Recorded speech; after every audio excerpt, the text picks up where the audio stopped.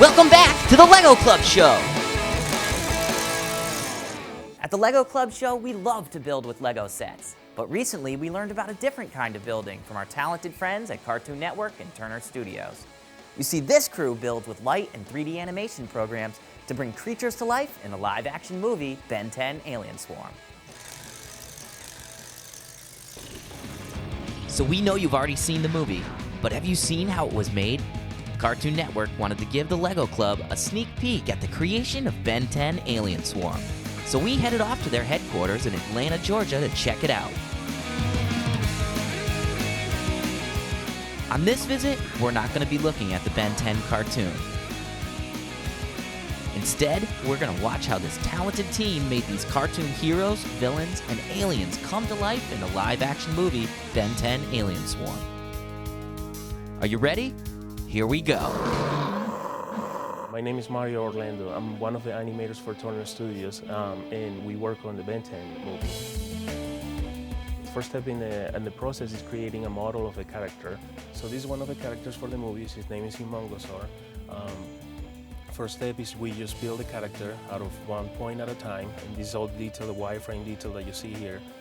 Then after that, we move into rigging, where we create all the bones for the characters. So there you can see that there's bones for the arms, the clavicles, and all that.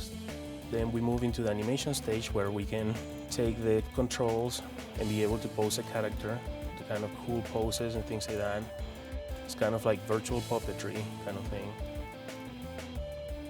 We also have animation controls, so we can make him angry, things like that. And that's how we animate the character. After I'm done with the animation, then I hand it off to Andrew, and that's where he does all the shading work. My name is Andrew Weiler, and I was the 3D supervisor on the Ben 10 movie. One of my main responsibilities was to come up with the surface properties for the characters. Like Humongosaur is kind of scaly, looks sort of like a rhinoceros, coming up with a look of his texture and his color. When I get Humongosaur from Mario, it looks just gray like clay. It doesn't have any of the details or characteristics that would make him look realistic. So my job is to go in there and basically to create his skin, to create the color, all the little textures, and all the details that make him come to life and look realistic in the environment. So here we're going to take a look. We're going to wrap that texture around this 3D model, and you can see this defines what he looks like. In this view, this isn't the final lighting, but you can see that he's starting to take shape. So once I'm finished building his skin, I'll pass it off to Sydney, and she'll start doing the lighting. My name is Sydney Brinson, and I'm a 3D animator at Turner Studios. I primarily worked on lighting and dynamics in Ben 10 Alien Swarm. And after I receive a file from Andrew, after he's completed the texturing and some dynamics, I set up virtual lights to make our scene look like it's actually integrated with the background footage. This right here is what one of our lights looks like. It's very similar to a real-world light, and it acts similarly. So in this scene, Humongosaur is battling the spikes sphere, and there's interactive lighting so that when he smashes the sphere, lighting lights up his body, and we also set up lighting for the background so that he looks like he was actually in that environment. So we look at lighting from the backplate and find where most of the lighting directions are coming from, and then we try to match it so that our lighting on our 3D characters actually matches the backplate, so that way when the compositors get it, it actually looks like it all belongs in the same environment. We do it in several layers, and then all of those layers go to the compositors, and they can put them all together and make it look like it was all happening in the same place. After that, I pass all my rendered layers off to Sean McPherson, our compositor, and then he puts them together to make it all look like it was in the same environment. My name is Sean McPherson.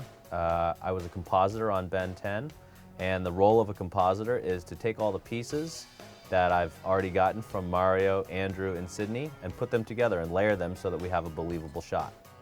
So the first thing we do is we start out with the original photography.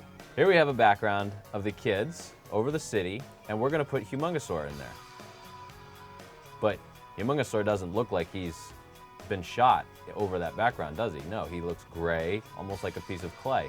The next step is that Andrew applies texture to Humungosaur. So you can see he's got this bumpiness to him, this kind of thick hide, this thick skin, a lot like an elephant or a rhinoceros would have. And he's also got some lighting on him, some lighting and shadow, which Sydney put onto Humungosaur. And she'll add lighting and separate all the different qualities of lighting out, such as the reflection, the specularity, or the shininess. And she will pass all those layers off to me so that I can blend them together and put Humungosaur over the background plate and make him integrated so it looks like a believable shot. Two other things that we put in here to make this shot a little bit more believable. If you notice, he's got a lot of breath coming out of his mouth when he roars, which really kind of sells the shot a little bit more. Also, when he roars, we add some camera shake, so it sort of increases the drama in the shot.